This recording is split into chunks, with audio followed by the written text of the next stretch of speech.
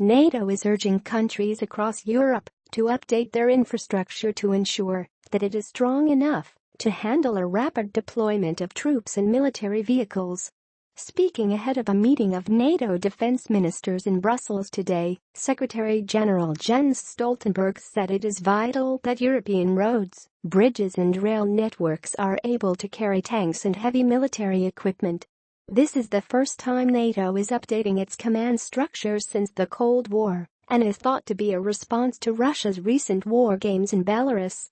During a press conference in Brussels, Stoltenberg said NATO needs a command structure to ensure we have the right forces in the right place with the right equipment at the right time. He then added, "This is not only about commands.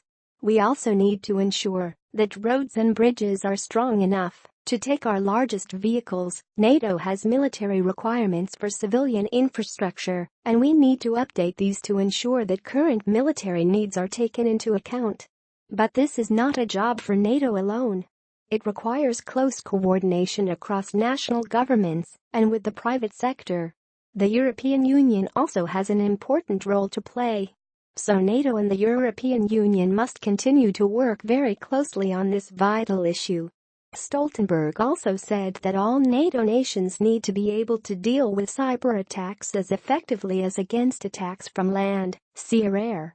This week's NATO defense ministers meeting in Brussels will endorse the plan to create two new commands, one to protect sea lanes ferrying troops and equipment across the Atlantic, the other for land forces in Europe.